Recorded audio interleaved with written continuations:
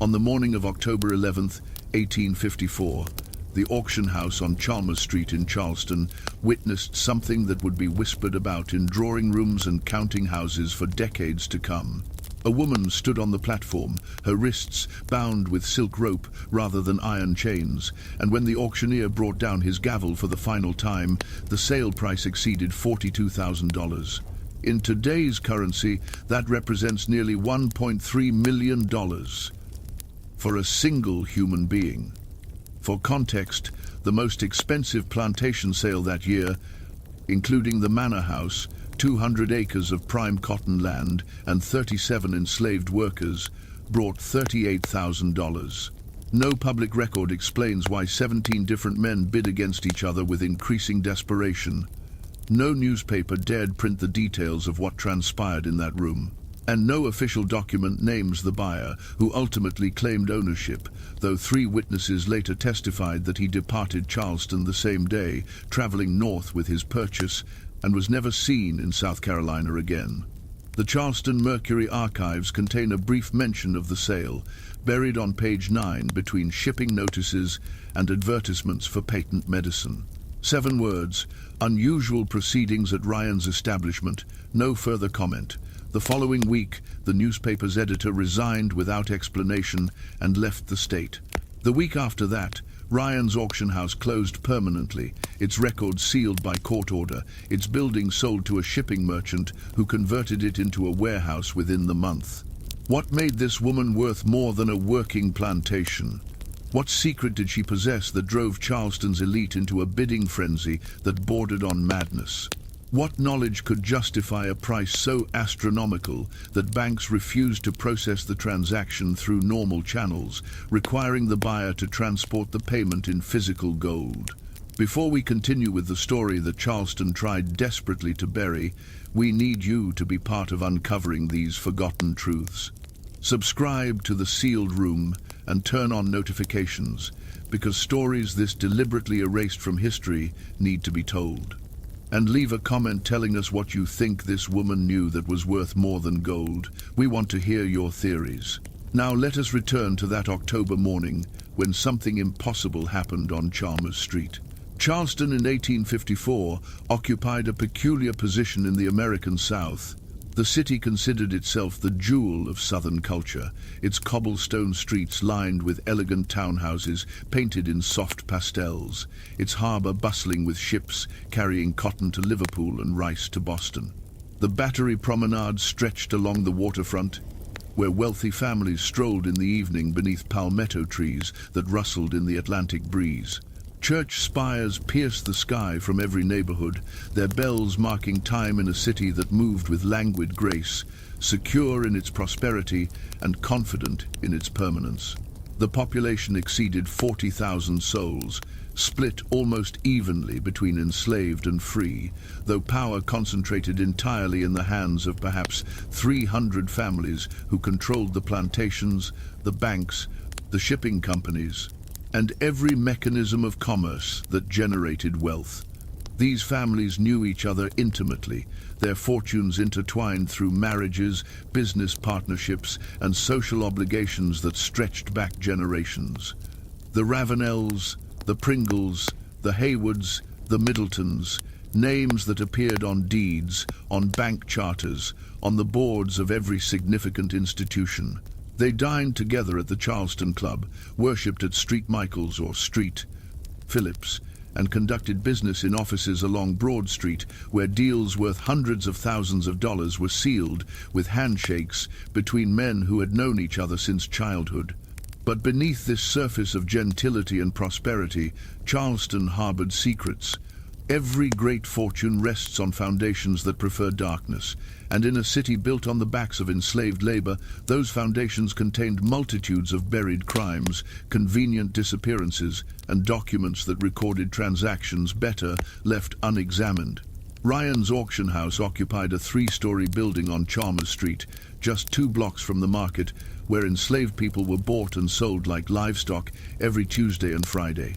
The establishment catered to a wealthier clientele than the public market, offering privacy, discretion, and guarantees of quality that attracted plantation owners from as far as Georgia and North Carolina. Marcus Ryan, the proprietor, had conducted sales for 23 years, building a reputation for honesty in a business where honesty was a negotiable commodity. He kept immaculate records, verified the papers of every person he sold, and maintained relationships with the banks that financed these transactions. His word carried weight among men who trusted few people. The morning of October 11th began with routine business. The first lots consisted of household servants from an estate being settled after the owner's death: a cook, 2 maids, a coachman, and a gardener. They sold for predictable prices to predictable buyers. Ryan moved through the proceedings with practiced efficiency, his voice carrying clearly through the room where approximately 60 men sat in ladder-back chairs, fanning themselves against the October warmth that still clung to Charleston even as autumn approached. Then at precisely 10:30, according to the pocket watch of a cotton factor named Benjamin Whitmore, who later provided testimony, the atmosphere changed. A door at the rear of the auction room opened and 2 men entered, flanking a woman whose appearance immediately commanded attention. She stood perhaps 5 feet 6 inches tall, unusually tall for that era, with posture so erect it suggested military bearing. Her skin showed the deep brown of African ancestry, unmarred by the scars that typically accumulated on enslaved bodies subjected to field labor or physical punishment. She wore a dress of excellent quality, dark blue cotton with small buttons along the bodice, clothing far finer than what enslaved people typically possessed. Her hair had been arranged in an intricate pattern of braids that must have required hours to complete, suggesting she had access to time and assistance unavailable to ordinary plantation workers. But it was her expression that caused the assembled buyers to fall silent. She surveyed the room with eyes that revealed no fear, no shame, no submission. Instead, her gaze moved deliberately from face to face, pausing occasionally as though cataloging and memorizing every person present. Several men would later report feeling distinctly uncomfortable under that scrutiny, as though she were the one evaluating them rather than the reverse. The 2 men escorting her wore clothing that marked them as travelers: dusty boots, coats showing wear from long use, the appearance of having ridden considerable distance. More significantly, they carried themselves with a wariness that suggested they expected trouble and were prepared to respond. Both wore pistols openly at their belts, unusual for an auction house where weapons were typically prohibited.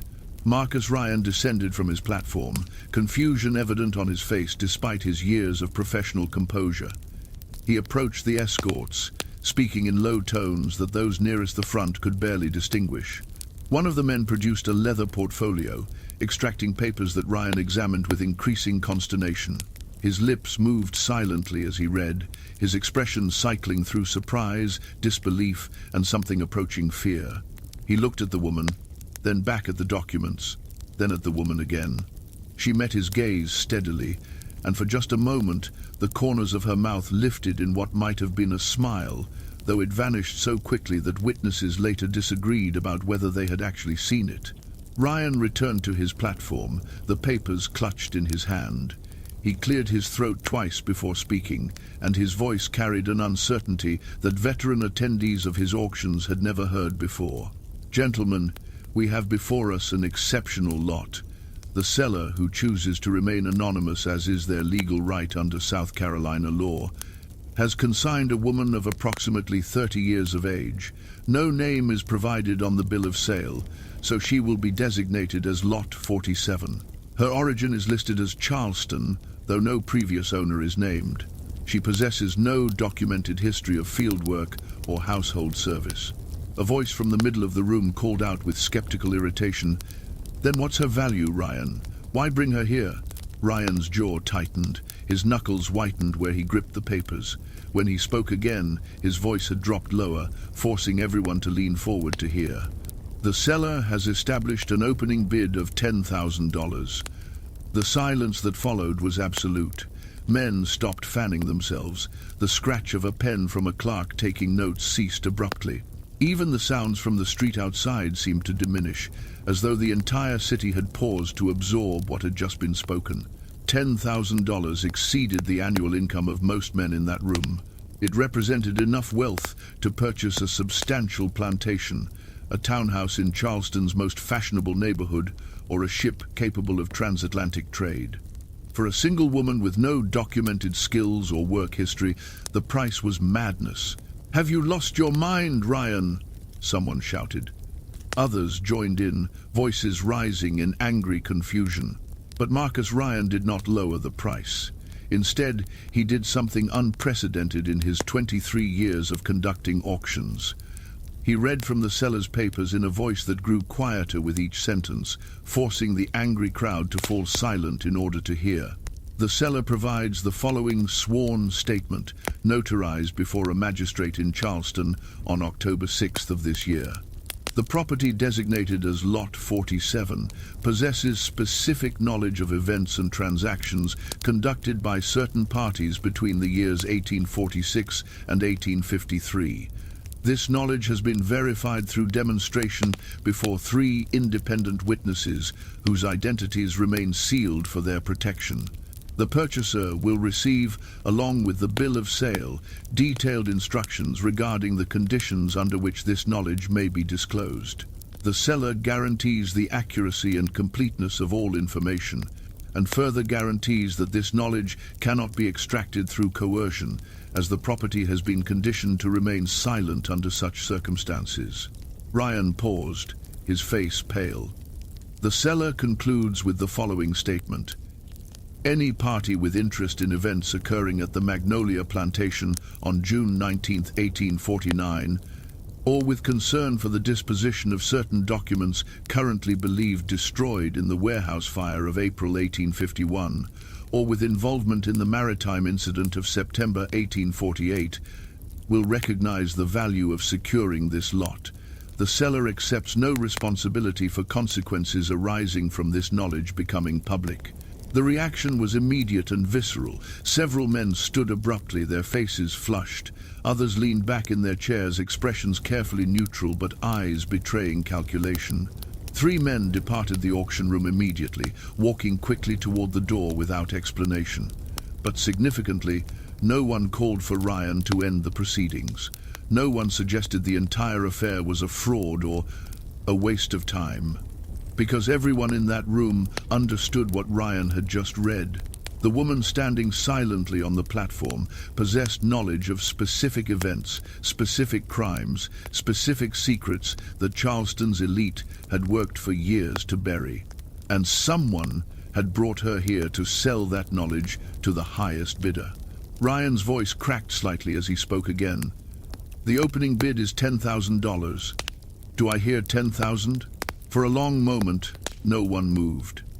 Then from the back corner of the room, a hand rose slowly.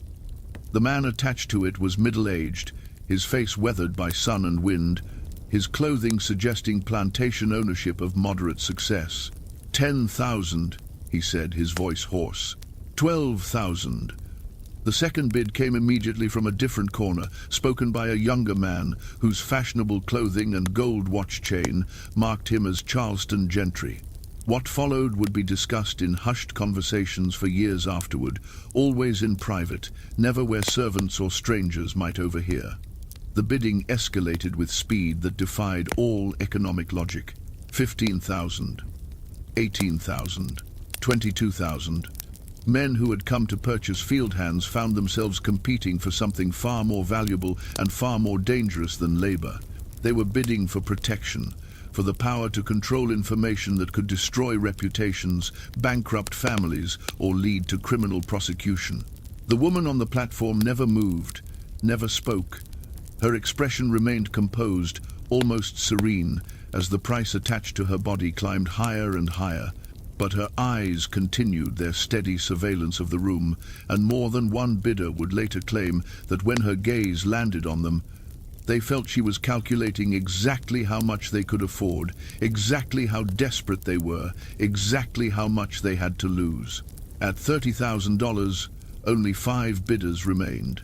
At $35,000, 3.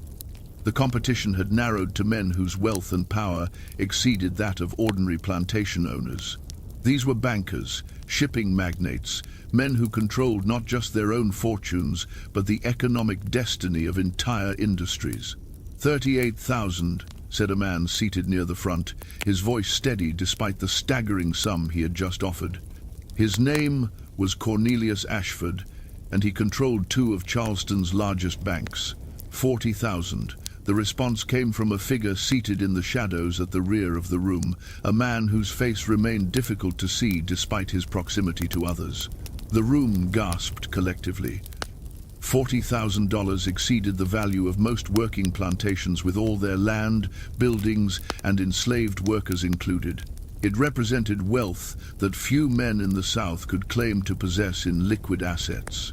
Cornelius Ashford sat frozen, his face twisted with rage and something that looked remarkably like fear. He turned to stare at the man who had just outbid him, trying to identify him in the shadows. Finally, he shook his head slowly, stood, and walked toward the exit with rigid dignity, though everyone present could see his hands trembling. The shadowed bidder stood and moved forward into better light. He was tall, perhaps 45 years old, with a face that revealed nothing. His clothing was expensive but subdued, black coat and vest, no ostentatious jewelry, nothing to draw attention. Those who recognized him knew him only as Mr. Whitlock, a name that appeared on no Charleston social registers, no business directories, no church memberships. He had arrived in Charleston 6 weeks earlier, taken rooms at the Planters Hotel, and conducted business with a dozen different parties, always meetings held in private, always transactions that left no public record. $42,000, Whitlock said calmly, as though naming a price for tobacco rather than for a human being. No one else bid. The silence stretched for nearly a full minute as Marcus Ryan scanned the room, waiting for any final offer. None came. "Sold," Ryan said finally, his voice barely above a whisper. "Lot 47 to the gentleman for $42,000. The transaction took nearly 2 hours to complete. Whitlock produced a letter of credit from a Boston bank that required verification by telegram, a process that involved sending a clerk running to the telegraph office on Broad Street while everyone waited in tense silence. Legal documents had to be prepared, witnessed by 2 additional parties brought in from other businesses and stamped with official seals. And finally, Whitlock had to take physical delivery of the payment, which he had arranged to have transported from his bank in the form of gold coins that required 4 men to carry in locked chests. Throughout all of this, the woman stood silently on the platform, watching everything with that same unsettling composure. When the transaction was finally complete, when all papers had been signed and all money counted and verified, Whitlock approached her for the first time. He produced a key and unlocked the silk rope binding her wrists. Unlike iron shackles, the rope left no marks on her skin.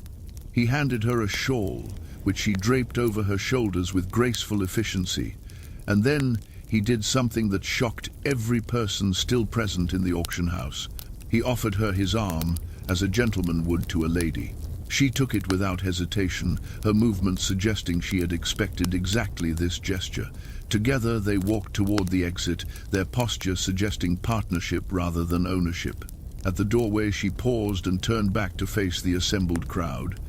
In a voice clear and perfectly enunciated, with diction that revealed extensive education impossible for an enslaved person to have acquired legally, she spoke her only words of the entire proceeding. "Some of you will sleep better now, some of you will sleep far worse, and some of you will discover that knowledge, once created, can never be truly destroyed. It only waits for the right moment to emerge from darkness." Then she walked out beside Whitlock into the Charleston sunlight and vanished from public record as completely as though she had never existed. The departure of Whitlock and his extraordinary purchase triggered immediate chaos in Charleston's highest circles. Within hours, rumors spread through the merchant district like wildfire through dry timber. By evening, 3 separate meetings were convened in private locations, gatherings of men who never assembled publicly, but whose combined wealth controlled nearly half of Charleston's commerce. They met behind locked doors, with trusted servants posted to ensure privacy, and they spoke in urgent whispers about a woman whose very existence threatened to unravel carefully constructed lies that had protected them for years. The questions multiplied faster than answers could be manufactured. Who had sold her? How had she acquired the knowledge she supposedly possessed? What exactly did she know about the Magnolia Plantation incident, the warehouse fire, the maritime disaster? And most urgently, who was Whitlock? And what did he intend to do with the information he had just purchased for $42,000? Marcus Ryan provided no answers. 2 days after the auction, he closed his business permanently, citing health concerns. He sold his building at a substantial loss to the first buyer who offered cash, packed his belongings, and departed Charleston on a ship bound for New Orleans. Before leaving, he burned every record of sales conducted in his establishment over the preceding 8 years, creating a bonfire in his courtyard that required the fire brigade to prevent it from spreading to neighboring buildings.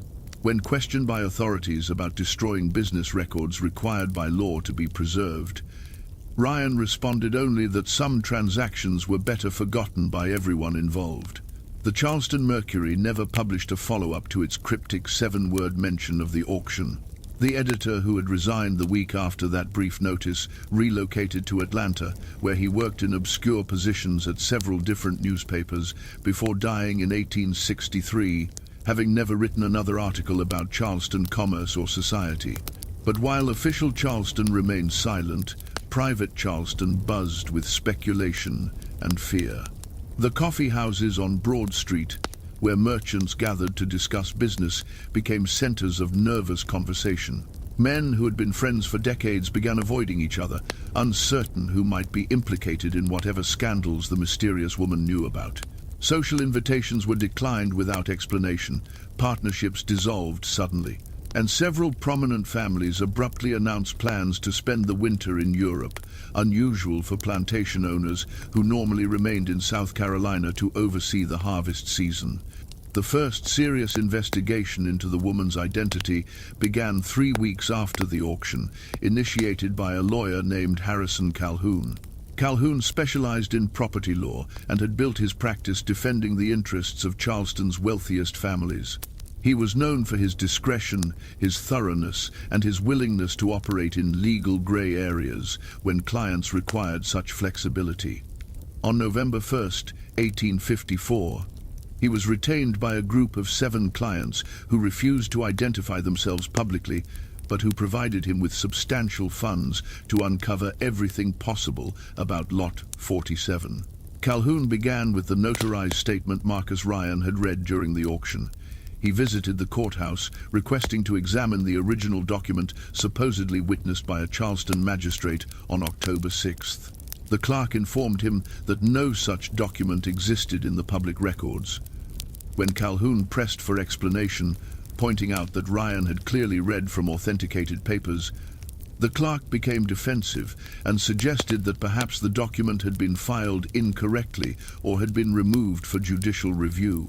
But when Calhoun requested to speak with the magistrate whose seal had supposedly appeared on the papers, he discovered that Charleston employed 3 magistrates authorized to notarize such documents, and all 3 denied any knowledge of the transaction. This should have been impossible. Notarized documents required official seals, witnesses, and entries in record books designed specifically to prevent forgery. Yet somehow papers bearing what appeared to be legitimate authentication had materialized for the auction, then vanished completely from official archives. Calhoun next attempted to trace the seller. South Carolina law required that anyone consigning property for auction provide proof of ownership and legitimate transfer documents. These papers should have been filed with Ryan's business records and subsequently transferred to the courthouse when Ryan closed his establishment. But the bonfire Ryan had created destroyed everything. Calhoun interviewed Ryan's former clerks. Discovering that the two men who had escorted the woman to the auction had arrived at Ryan's office 6 days before the sale, carrying documents that Ryan examined in private. The clerks remembered that Ryan had emerged from that meeting looking shaken, had poured himself a substantial whiskey despite the early hour, and had immediately sent a messenger to his attorney. That attorney, a man named Silas Pemberton, refused to speak with Calhoun or anyone else about the matter, citing client privilege. When Calhoun suggested that Ryan's abrupt departure and destruction of records might constitute suspicious activity worth investigating, Pemberton responded coolly that his client had violated no laws, that all transactions had been conducted legally, and that if certain parties found the auction's outcome uncomfortable, perhaps they should examine their own conduct rather than questioning legitimate business practices.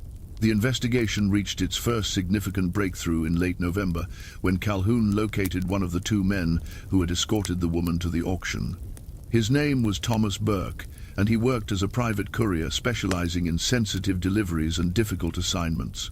For a substantial fee, Burke agreed to speak with Calhoun in a tavern near the docks, far from Charleston's fashionable districts where they might be recognized. Burke was cautious, choosing his words carefully, but he provided information that began to illuminate the situation. He had been hired in August, he explained, by a party who contacted him through an intermediary and offered exceptional payment for a single task. He was to travel to a specific location in the South Carolina Low Country, retrieve a package, and transport it safely to Charleston for delivery to Marcus Ryan. The location was a plantation house that had been abandoned for several years, standing empty except for a caretaker who visited periodically to prevent complete decay. When Burke arrived at this location with his partner, another courier named James Ridley, they found the woman waiting for them. She stood on the front porch of the abandoned house, dressed in the same blue cotton dress she would later wear to the auction, with a single leather bag containing her belongings. She handed Burke a sealed letter addressed to Marcus Ryan and informed him that she was the package they had been hired to transport. Burke admitted to being confused and disturbed by the situation. He asked the woman who she was, where she had come from, and why she needed transportation to Charleston. She responded with a calmness that Burke found deeply unsettling. "I am merchandise with exceptional value," she said. "You have been paid to deliver me intact and unharmed. Beyond that, you need know nothing except that your employer will ensure you face no legal consequences for this transport." Burke and Ridley completed their assignment, delivering her to Ryan as instructed. They received their final payment from an anonymous source through a dead drop arrangement that prevented them from ever identifying who had hired them. Burke never saw the woman again after leaving Ryan's auction house, and he insisted he had no knowledge of what happened to her after Whitlock claimed ownership. But Burke provided one additional detail that Calhoun found significant. During the 3-day journey from the abandoned plantation to Charleston, the woman spoke very little, but on the final evening, as they camped beside the road, she had looked at Burke with an expression he described as almost pitying. "You are wondering who I am and what I know," she said, "so I will tell you this much. I am someone who listened when powerful men believed no one was listening. I am someone who remembered when powerful men believed their secrets would be forgotten. And I am someone who discovered that knowledge becomes valuable only when those who possess power fear its revelation. You will not be harmed by your role in this affair, Mr. Burke, but others will lose everything they have built on foundations of lies. Remember this when you hear their names spoken in the months to come." Calhoun reported these findings to his anonymous clients, and their response was swift and decisive. They demanded he intensify his investigation, discover the woman's true identity, locate Whitlock, and determine what information had actually been purchased for $42,000. They provided additional funding and made it clear that no expense should be spared. But Calhoun's expanded investigation yielded frustration rather than answers. Whitlock had departed Charleston the same day as the auction, traveling north by private carriage. Inquiries sent to Boston, where his letter of credit originated, returned information that the bank holding his account was a small private institution that served wealthy clients who valued discretion above all else. The bank's officers refused to provide any information about Whitlock beyond confirming that his letter of credit had been legitimate and that funds were available to cover the $42,000 transaction. The abandoned plantation where Burke had retrieved the woman proved equally mysterious. Property records indicated it had belonged to a family named Ashton, prosperous rice planters who had abandoned the property in 1850 after the patriarch died without direct heirs. The estate had been tangled in legal disputes for several years, with distant relatives contesting the will and courts attempting to sort out competing claims.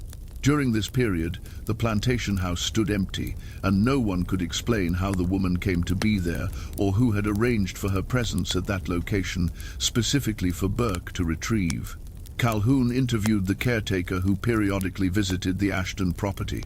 The man, an elderly freedman named Isaiah, who had worked for the Ashton family for decades, admitted he had seen the woman approximately 6 weeks before Burke arrived to collect her. She had simply appeared one morning, walking up the long drive to the house as though she had every right to be there.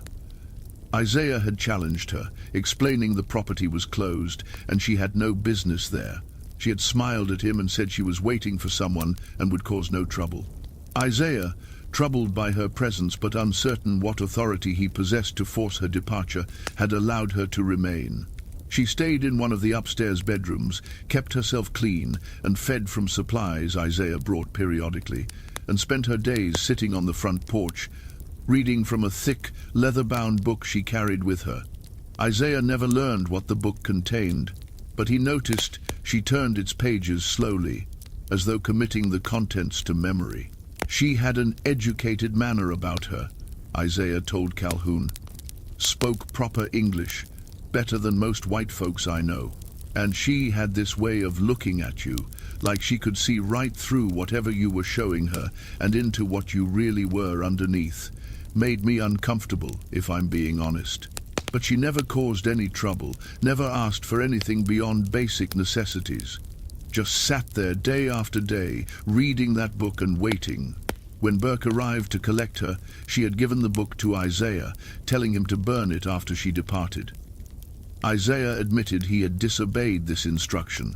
Instead, he had hidden the book in the plantation house, curious about what contents might be so important that they required destruction. But when he later retrieved the book and attempted to read it, he discovered it was written in a language he could not identify, symbols and characters that resembled no alphabet he had ever encountered. Calhoun persuaded Isaiah to show him this book. They traveled together to the abandoned Ashton plantation, and Isaiah led him to a hidden space beneath a loose floorboard in what had once been the library. The book was there, wrapped carefully in oilcloth to protect it from moisture. Calhoun examined it with growing confusion and wonder. The volume was perhaps 300 pages, hand-bound, its cover bearing no title or identification. The pages contained dense writing in what appeared to be some form of cipher or code, symbols arranged in regular patterns that suggested language but revealed no obvious meaning. Interspersed throughout the text were numbers, dates, names of locations, and occasionally English words or phrases that appeared without context. Calhoun recognized several names, prominent Charleston families, specific plantations, ships' names, but they appeared embedded in the coded text in ways that provided no clear meaning. On the final page, written in clear English, was a single sentence that made Calhoun's blood run cold. This record contains testimony of events witnessed between 1846 and 1853, recorded in cipher to protect the witness until such time as revelation becomes profitable or necessary. The key to this cipher has been transferred to one party who purchased knowledge with gold. All others will find these pages contain only mysteries that cannot be solved. Calhoun understood immediately what he was looking at. This was the source document, the record from which the woman's valuable knowledge derived. She had somehow witnessed events, conversations, transactions that Charleston's elite desperately wanted kept secret. She had recorded everything in code to protect herself, then sold the key to that code to Whitlock for $42,000. And this book, now useless without the cipher key, represented a fortune in information that would remain forever locked unless Whitlock chose to reveal it. The implications were staggering. This meant the woman had not merely stumbled upon dangerous information. She had systematically documented it, protected it, and waited years for the perfect moment to convert that knowledge into value. This required patience, intelligence, planning, and a willingness to endure continued enslavement while knowing she possessed information that could set her free. Who was capable of such discipline? What kind of mind could maintain such focus across years of waiting? Calhoun reported his findings to his clients, and their reaction confirmed his suspicions about the severity of the situation. They demanded he surrender the cipher book immediately, which he did, and they informed him that his services were no longer required. They paid him handsomely for his work, provided a substantial bonus for his discretion, and made it clear that he was to cease all investigation and never speak of the matter again. Harrison Calhoun accepted these terms, but before surrendering the book, he had copied several pages, including the final English sentence, thinking these copies might prove valuable should circumstances change.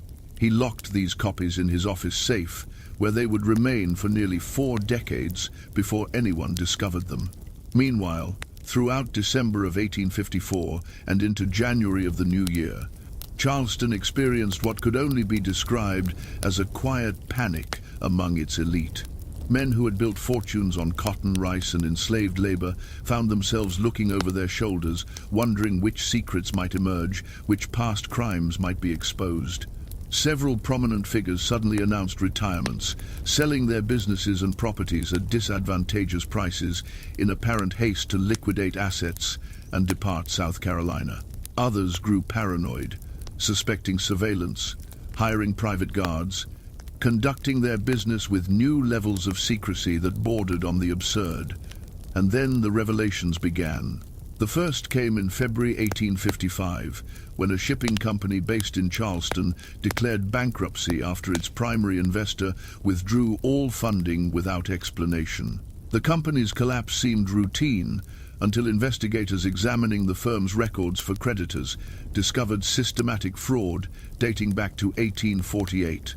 The company had been reporting cargo loads to investors that were substantially larger than what was actually transported, pocketing the difference through falsified bills of lading and corrupted customs officials. The maritime incident of September 1848, mentioned in the auction statement, apparently referred to a shipment that had supposedly been lost in a storm but had actually been sold through illegal channels, with company officers claiming insurance payments for cargo that had never been lost. The scandal destroyed 3 family fortunes and led to criminal charges against 7 men. During the investigation, one of those charged committed suicide, leaving a note that mentioned only, "She knew. She was there. We believed her invisible, and that belief has destroyed us." The second revelation emerged in April, when a fire at a Charleston warehouse uncovered evidence of a previous fire in April 1851 that had been deliberately set to destroy account books documenting illegal slave trading. South Carolina, like all American states after 1808, prohibited the importation of enslaved people from Africa. But substantial profits could be made by smuggling Africans into Charleston and selling them to plantation owners who asked no questions about origin. A conspiracy involving customs officials, ship captains, and wealthy buyers had operated for years, using that warehouse to temporarily house illegal shipments before distribution inland. When investigators grew too curious in 1851, the warehouse had been burned, destroying evidence and allowing the conspirators to continue operating. Now, 4 years later, someone had provided authorities with detailed documentation of the conspiracy, including names, dates, ships involved, and amounts paid. The source of this information was never officially disclosed, but rumors circulated that an anonymous package had been delivered to the federal marshal's office containing documents so detailed and accurate that prosecution became inevitable. 7 men were charged with federal crimes, and 2 of Charleston's most prominent families saw their wealth confiscated by authorities. The third and most devastating revelation involved the Magnolia Plantation incident of June 19, 1849. This event had been successfully suppressed for years, known only to a handful of people who had participated directly or who had been paid substantial sums to remain silent. But in August 1855, an article appeared in a Boston abolitionist newspaper providing horrific details of what had transpired that summer evening. According to the article, a gathering at Magnolia Plantation had been organized by several Charleston families to discuss strategies for responding to increasing northern criticism of slavery. The meeting had been held in secret, attended by perhaps 20 of the city's most powerful men. During this meeting, while the gentlemen discussed political strategies over whiskey and cigars, a situation had developed among the enslaved workers serving the gathering.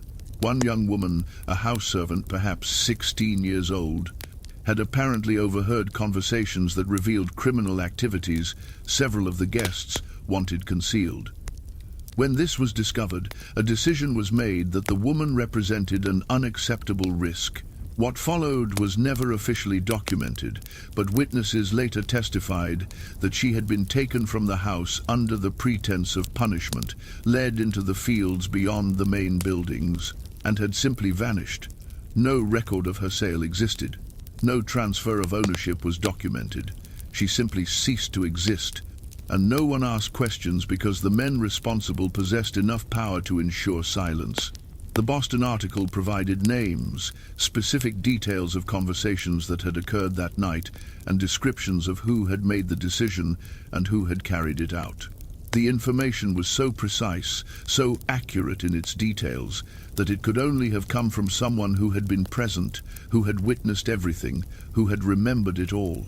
The article concluded with a paragraph that sent shockwaves through Charleston when copies reached the city.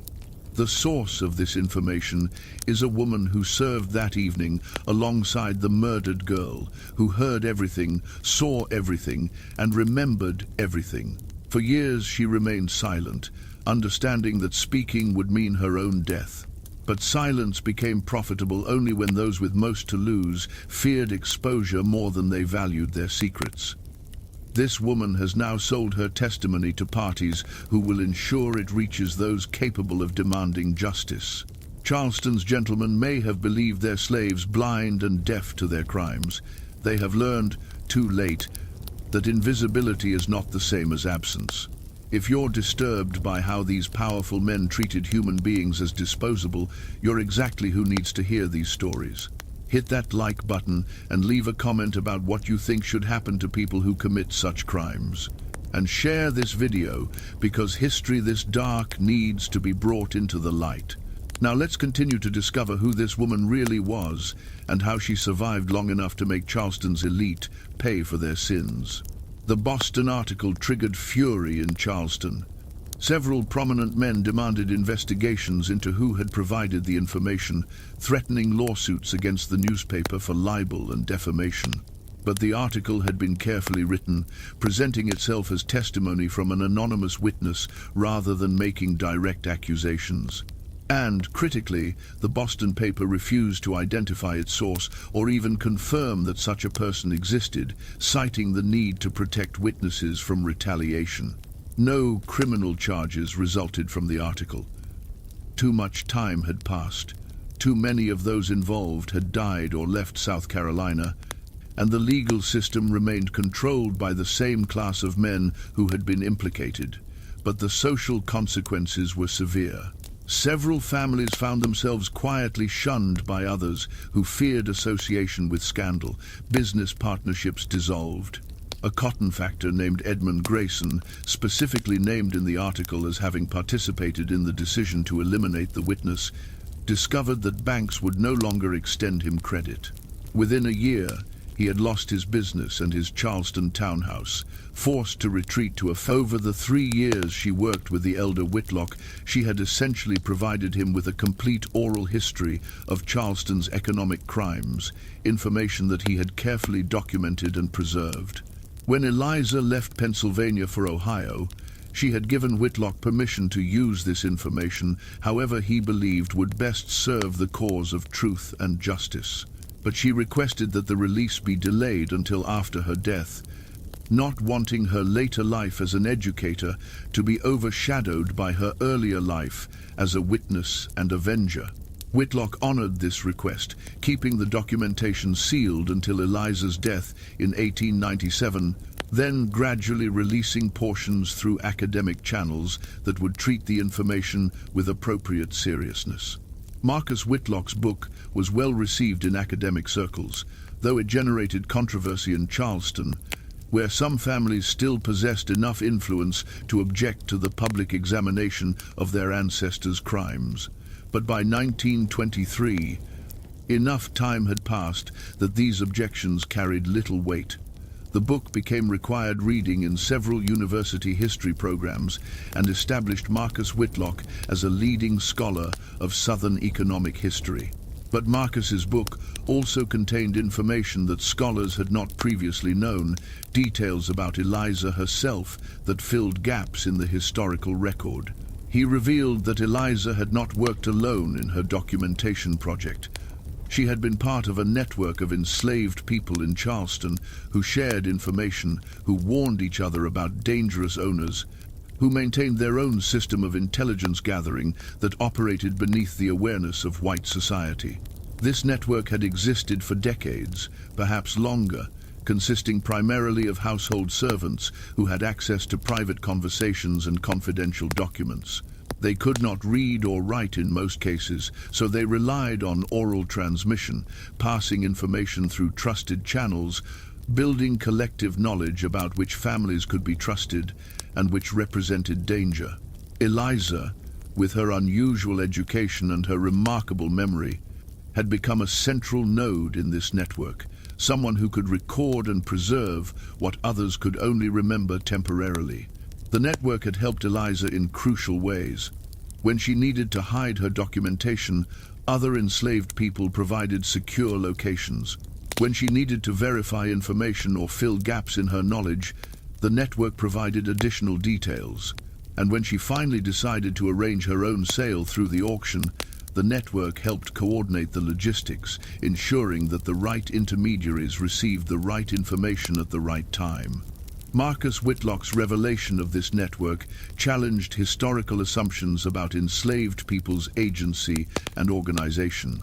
Scholars had long understood that enslaved communities maintained systems of resistance, from work slowdowns to sabotage to escape networks. But the idea that they had created sophisticated intelligence-gathering operations, that they had systematically documented the crimes of their owners, that they had built institutional memory, capable of preserving information across years, despite illiteracy and constant surveillance. This forced historians to reconsider how much remained hidden in plain sight. How many other networks might have existed without leaving traces in the written records that historians typically relied upon. The implications were profound. If enslaved people in Charleston had maintained such a network, similar networks might have existed in Richmond, in New Orleans, in every city where slavery created populations of household servants with access to private information and strong motivations to gather and preserve it. How much of what the enslaved knew about their owners' crimes had been lost when emancipation dissolved the networks that had preserved that knowledge? How many other women like Eliza had possessed information valuable enough to secure their freedom, but had died before finding buyers, or had simply chosen to take their knowledge to the grave rather than risk the exposure that revelation would bring? These questions drove a new generation of historical research. In the decades following Marcus Whitlock's book, scholars began searching for evidence of other intelligence networks, examining slave narratives and oral histories for hints of organized information gathering, attempting to reconstruct what enslaved people knew about the society that held them captive. One particularly significant discovery came in 1936, when researchers conducting oral history interviews with elderly formerly enslaved people as part of the Federal Writers Project encountered a woman in Georgia named Sarah Brooks. Sarah, who had been born in Charleston in 1848 and had been enslaved there until emancipation, recalled hearing stories as a child about the woman who sold secrets and the network that had supported her. According to Sarah's testimony, the network had continued operating after Eliza's departure, though with less ambition and coordination. The network's primary function shifted from documenting crimes to protecting enslaved people from particularly dangerous owners, sharing information about which families bought and sold enslaved people most frequently, which overseers were most brutal, which situations should be avoided at all costs. This protective function persisted through the Civil War and into the early years of Reconstruction, finally dissolving only when emancipation made such protection unnecessary. Sarah provided names of other people who had been part of the network, and researchers managed to locate a few surviving members or their descendants. The oral histories these individuals provided added crucial details to the understanding of how enslaved people in urban environments had created systems of resistance far more sophisticated than historians had previously recognized. But perhaps the most extraordinary development in the story of Eliza Rothman came in 1941, when renovations to a Charleston building uncovered a hidden cache of documents that had been sealed behind a false wall for nearly a century. The building had once housed a bank that failed during the Civil War, and the documents appeared to be records that someone had hidden to prevent their discovery by Union forces occupying Charleston. Among these documents was a series of letters exchanged between Charleston merchants in 1855 and 1856, discussing the auction scandal and attempting to organize a coordinated response to the revelations that were destroying their businesses and reputations. The letters revealed details that had never been publicly known, including the identity of the person who had originally sold Eliza. His name was Thomas Ashton, younger brother of the plantation owner whose property had been abandoned after his death. Thomas had inherited several enslaved people from his brother's estate, while the main property remained tied up in legal disputes. Among these was Eliza, who had served in the Ashton household for 3 years before the elder brother's death. Thomas had recognized something unusual about Eliza, something that made him deeply uncomfortable. He noticed that she seemed to understand conversations that should have been beyond the comprehension of an enslaved person. He suspected she could read, though he never caught her with books or papers. And he began to fear that she might be documenting information about his own business dealings, which included several schemes of questionable legality. Rather than confronting her directly or attempting to verify his suspicions, Thomas decided to sell her. But he also recognized that if his fears were correct, if she did possess damaging information about him and his associates, then selling her conventionally would simply transfer the danger to a new owner who might not control her adequately. He needed a solution that would neutralize the threat while also generating maximum profit. Thomas apparently conceived the plan that led to the auction. He would arrange for Eliza to be sold publicly, with documentation suggesting she possessed valuable knowledge. This would drive the price as high as possible while also ensuring she ended up with a buyer wealthy enough and powerful enough to control whatever information she possessed.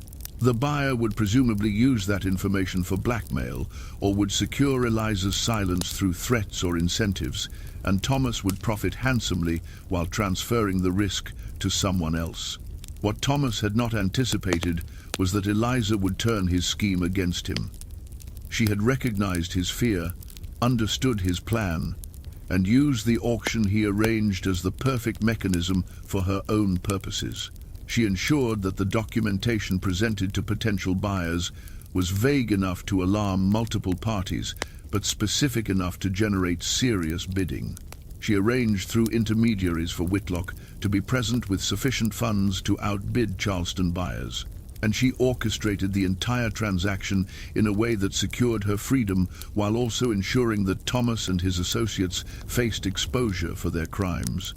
The letters discovered in 1941 revealed that Thomas Ashton had been one of the first casualties of Eliza's campaign. In March 1855, just 5 months after the auction, federal investigators received anonymous documentation of customs fraud that Thomas had been conducting for years. He was charged with federal crimes, convicted, and sentenced to 5 years in prison. He died in 1858 while still incarcerated, having lost his wealth, his reputation, and ultimately his life as a result of underestimating the woman he had tried to sell.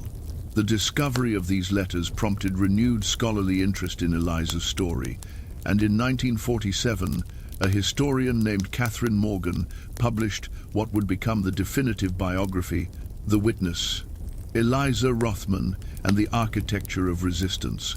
Morgan's book synthesized decades of research, oral histories, archival discoveries, and careful analysis to construct a comprehensive portrait of Eliza's life, her methods, and her impact. Morgan argued that Eliza represented something more significant than an individual case of remarkable intelligence and resistance. She represented a pattern of hidden agency that characterized enslaved people's relationship to power throughout the South. Eliza had not possessed supernatural abilities or unique circumstances that made her resistance possible. Rather, she had recognized opportunities that existed within the system that oppressed her and had exploited those opportunities with patience, intelligence, and remarkable courage. The key to her success, Morgan argued, was understanding that invisibility functioned as both oppression and opportunity. Enslavers refused to see enslaved people as fully human, as possessing interior lives, intelligence, and agency. This refusal caused enslavers to act carelessly around the people they owned, speaking freely about crimes and conspiracies, leaving documents accessible, conducting business in the presence of servants they believed incapable of understanding. Eliza had recognized that this enforced invisibility created space for observation, documentation, and eventual weaponization of knowledge. Morgan's book also addressed the ethical complexities of Eliza's revenge.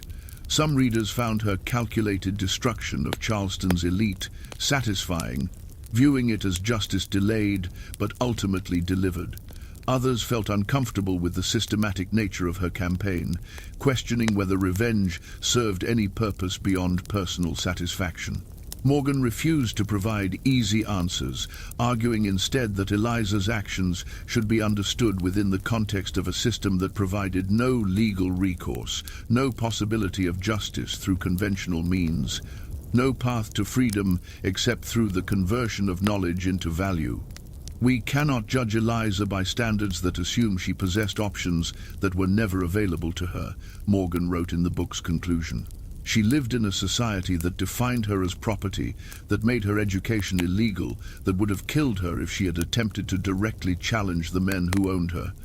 Within that impossibly constrained reality, she found a way to survive, to resist, and ultimately to secure her freedom while also exposing crimes that would otherwise have remained buried. Whether we call that revenge or justice or simply survival depends on our own relationship to power and our own understanding of what morality means when all conventional paths to justice have been deliberately closed. The biography was widely praised and became required reading in many university courses examining slavery, resistance, and African American history. But it also generated controversy, particularly among descendants of Charleston families who had been destroyed by Eliza's revelations. Several of these descendants published responses, arguing that Morgan's book unfairly portrayed their ancestors as villains, while ignoring the complexity of antebellum society and the economic pressures that drove men to make difficult choices.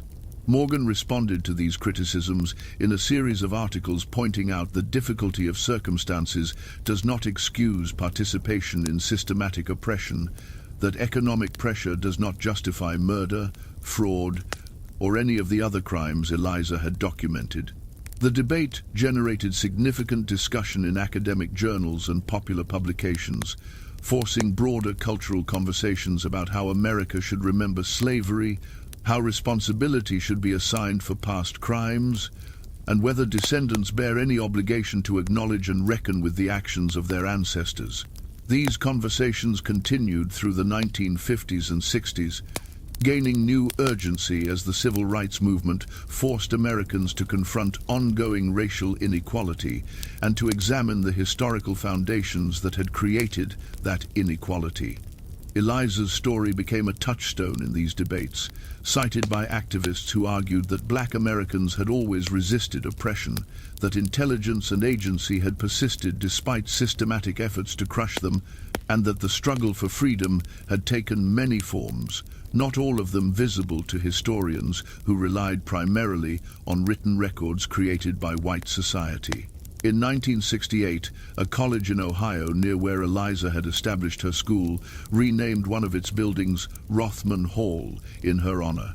The dedication ceremony included a speech by a civil rights activist named James Crawford, who argued that Eliza's life demonstrated principles that remained relevant a century after her death. Eliza Rothman understood something that we must remember today, Crawford said. Power fears knowledge more than it fears violence. Violence can be suppressed through superior force, but knowledge persists, spreads, multiplies, becomes impossible to contain once it escapes the darkness where powerful people try to keep it buried. Eliza knew that the men who owned her body feared her mind. She knew that the crimes they committed would destroy them if exposed.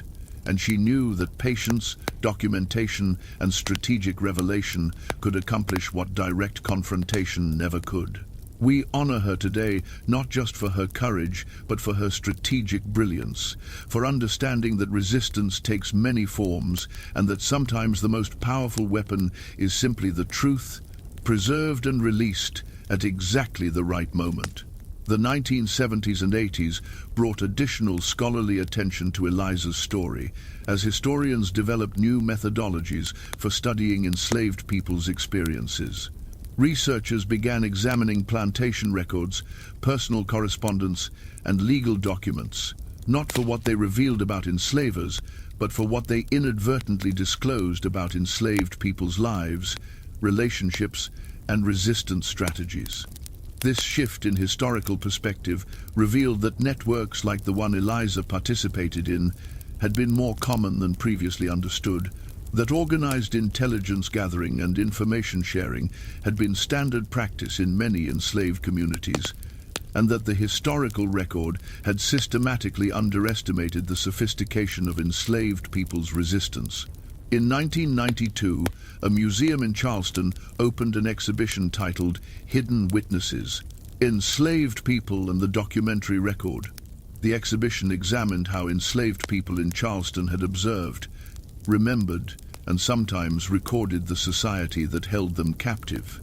Eliza's story featured prominently, with displays showing her coded book, excerpts from the documents she had helped expose, and testimonies from people who had known her or known of her network. The exhibition generated intense controversy in Charleston. Some residents viewed it as an important reckoning with difficult history, while others saw it as an attack on their ancestors and their city's heritage. The museum received threats, and security had to be increased to protect the exhibits, but attendance was substantial, and the exhibition traveled to several other cities, introducing Eliza's story to audiences who had never heard it before. The 21st century brought new attention to Eliza's story as digital technologies made historical research more accessible and as social media platforms created spaces for discussing hidden histories and forgotten narratives. Several documentary filmmakers attempted to tell her story, though none of these projects moved beyond development stages. Hampered by lack of visual materials and the complexity of presenting a narrative that spanned decades and involved dozens of interconnected crimes and revelations. In 2015, a playwright named Angela Morrison wrote a one-woman show based on Eliza's life. The play, titled The Cipher, premiered at a small theater in Philadelphia and received strong reviews for Morrison's performance and for the way the script grappled with questions of memory, justice, and the long-term consequences of systematic oppression. The play toured nationally for 2 years, performing in theaters, colleges and community centers, introducing Eliza's story to audiences who typically had limited exposure to detailed narratives about enslaved people's resistance strategies. But perhaps the most significant recent development in Eliza's story came in 2019, when researchers using advanced imaging technology examined the coded book that had been preserved in university archives. The technology allowed them to detect layers of text that had been erased and overwritten, revealing that Eliza had not merely documented crimes and financial schemes. She had also maintained a personal narrative, a memoir of sorts, recording her own thoughts, fears, and hopes alongside the factual documentation of what she witnessed. These recovered passages provided unprecedented insight into Eliza's interior life. Unlike slave narratives published by famous figures like Frederick Douglass or Harriet Jacobs, which were written after freedom and inevitably shaped by the need to appeal to northern audiences, Eliza's hidden memoir had been written while she remained enslaved, with no expectation that anyone would ever read it. The writing was raw, honest, and remarkably literary, despite her lack of formal education. One passage, dated March of 1851, captured the psychological burden of her documentation project. I have carried this knowledge for 5 years now, adding to it almost daily as I witness new crimes, new cruelties, new demonstrations of how power corrupts even men who consider themselves moral. The weight becomes crushing at times. I know things that could destroy families, end businesses, send men to prison or to the gallows, and I can do nothing with this knowledge except preserve it and wait. Wait for what? I do not always know. I tell myself I am waiting for the right opportunity, for circumstances that will allow me to secure my freedom in exchange for what I know. But some nights I wonder if I am simply afraid. Afraid that releasing this information will achieve nothing, that these men are too powerful to face real consequences, that my years of observation and documentation will prove meaningless. Or worse, afraid that my death will come before I find a way to use what I know, and all of this careful work will vanish with me, leaving no trace that I witnessed these things, that I remembered, that I refused to let their crimes disappear into the silence that they depend upon. Another passage, written shortly before she arranged her own sale, revealed the careful thinking behind her strategy. I have realized something important. The information I possess has value precisely because these men know they are guilty, know their crimes could destroy them if exposed, and therefore live in perpetual fear of discovery. This fear makes them vulnerable in ways their power otherwise prevents. They will pay enormous sums to secure silence or to control information they believe threatens them. So I will give them what they fear, but I will do it in a way that converts their fear into my freedom. They will bid against each other, driven by panic and desperation, and in their competition to protect themselves, they will finance my escape from their control. There is a certain poetry in this, using their guilty knowledge of their own crimes to force them to purchase what they fear most.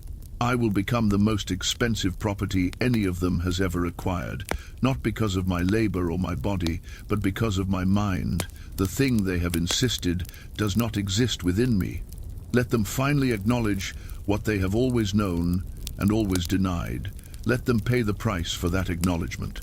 And let that price free me to become more than their property, more than their fear, more than their crime.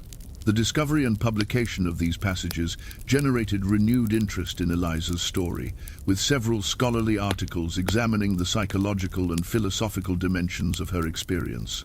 Here was a woman who had not only resisted slavery but had thought deeply about the nature of power, knowledge, and resistance, who had developed sophisticated strategies based on her understanding of how fear and guilt create vulnerabilities in those who possess power. The passages also revealed something that previous historical accounts had not fully captured. Eliza's revenge was not driven primarily by anger or hate, though she certainly felt both. It was driven by a philosophical conviction that crimes concealed through power must be exposed, that systems of oppression depend on silence and invisibility, and that breaking that silence Making invisible things visible represents a form of resistance more powerful than physical rebellion because it attacks the foundations upon which unjust systems rest. They believe they can do anything as long as no one speaks of it, she wrote in one passage. They believe that silence equals consent, that invisibility equals non-existence, that power grants immunity from consequence. I will teach them otherwise. I will show them that every word spoken in the presence of the people they believe do not listen has been heard. Every document left accessible to the people they believe cannot read has been read. Every crime committed under cover of darkness, believing no witnesses existed, will be witnessed and remembered. They have built their world on a foundation of convenient blindness. I will strip that blindness away and let them see what they have always refused to acknowledge. The people they owned possessed minds that observed, understood, and remembered everything. We were never as invisible as they needed us to be. These words, written more than a century and a half ago by a woman who had every reason to despair, who lived in a society designed to crush precisely the kind of resistance she embodied, resonated powerfully with contemporary readers. In an era of renewed attention to systemic injustice, to the ways power attempts to conceal its crimes, to the importance of bearing witness and preserving testimony even when justice seems impossible, Eliza's story felt remarkably relevant. What should we take from this story of a woman who sold for more than a plantation, who weaponized knowledge against those who insisted she possessed none, who waited years for the perfect moment to convert invisibility into power?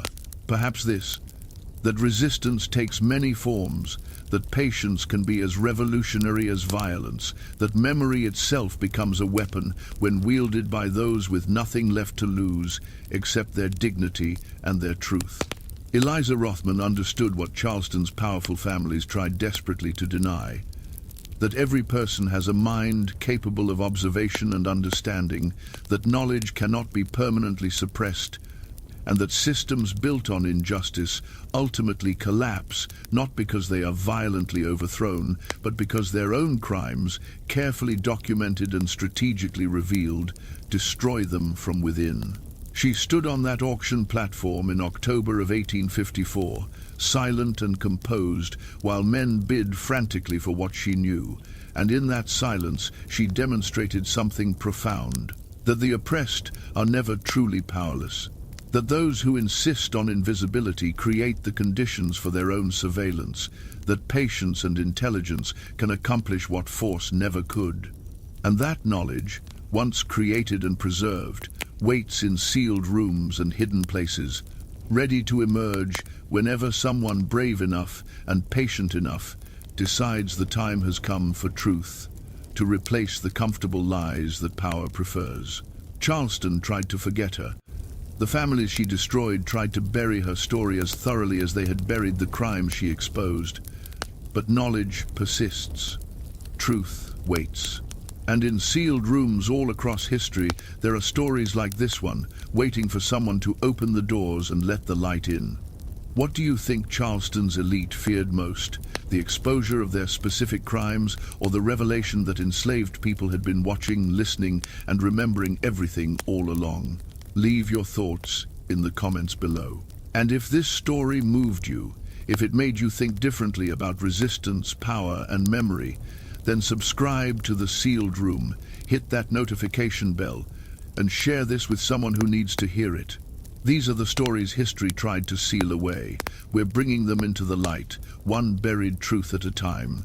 See you in the next video, where we'll open another sealed room and discover what has been waiting in the darkness to be found.